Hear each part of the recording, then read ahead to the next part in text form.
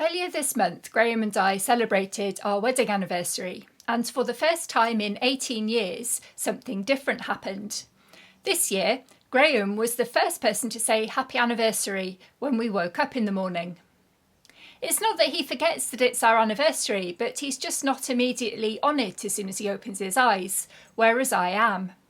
I'm a light sleeper anyway, so I've probably been awake several times during the night and have had the opportunity to think about the coming day. But Graham's generally dead to the world until I wake him up, and so each day comes as a new surprise. The other difference is that I can remember all sorts of mini anniversaries, which I bring up quite often, so Graham always feels that his memory is not as good as mine. But I'm sure he does remember all sorts of things that I forget. Anyway, he was pretty chuffed this year to be able to wish me a happy anniversary before I had wished the same to him.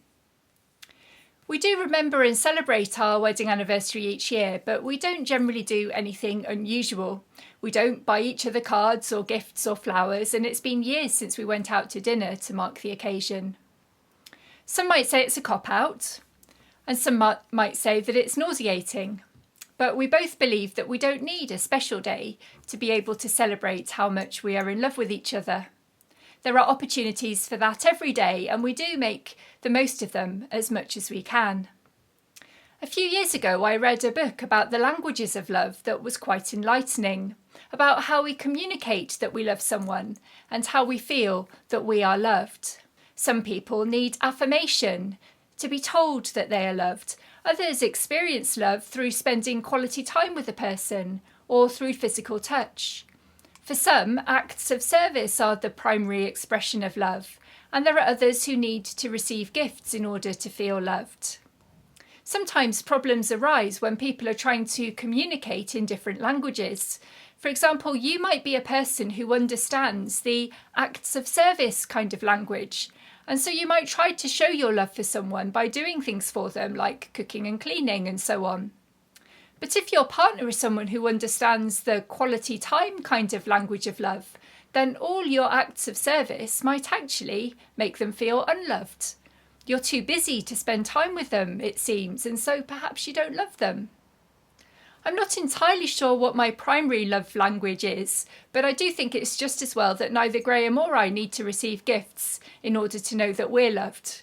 And Graham would say there's already far too much stuff in our house. We don't want to add to it. I wonder what's going on with the language of love in our gospel reading.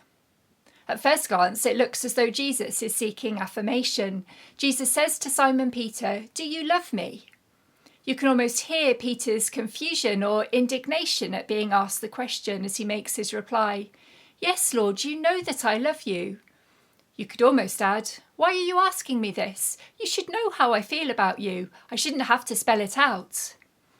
By the third time of asking, Peter is hurt.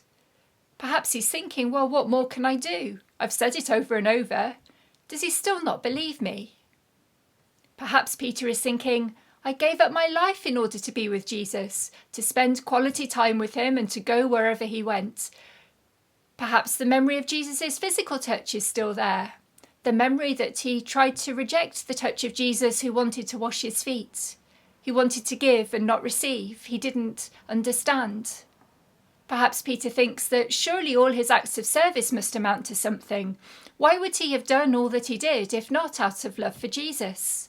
Why step out of the boat? Why leave behind his nets? Why do what Jesus asked? Why offer to build shelter for Jesus and Moses and Elijah? Why follow him to Jerusalem? Why try to protect him?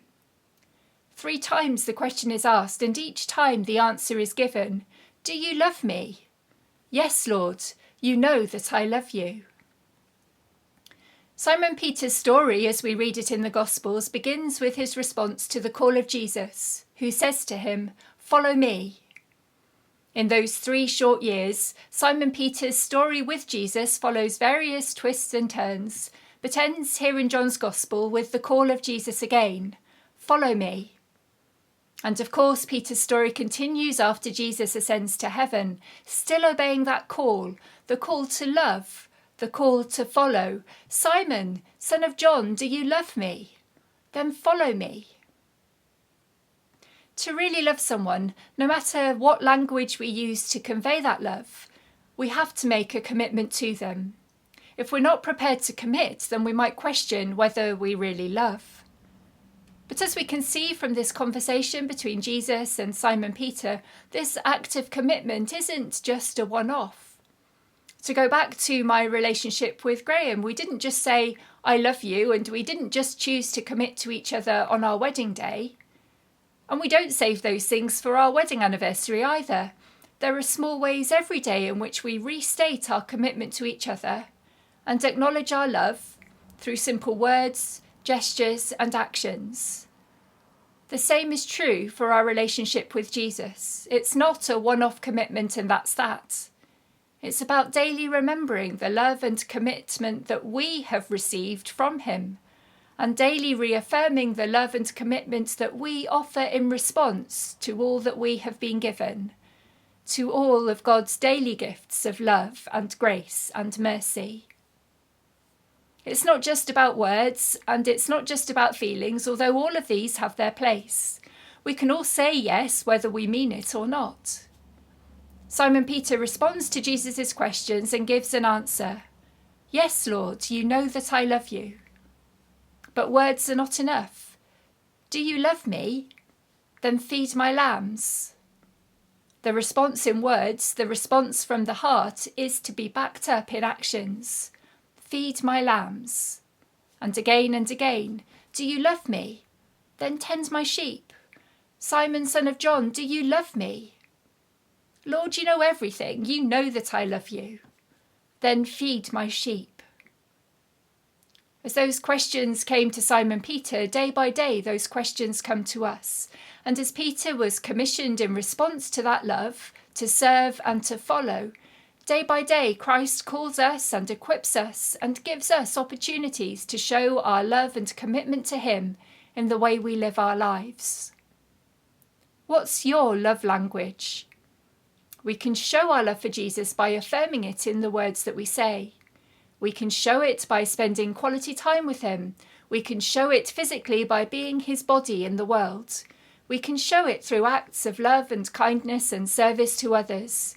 We can show it in gifts, in offering ourselves wholeheartedly to Jesus, all that we are and all that we have and all that we hope to be, and in receiving all that Jesus wants to give us so that we might be a blessing to the world.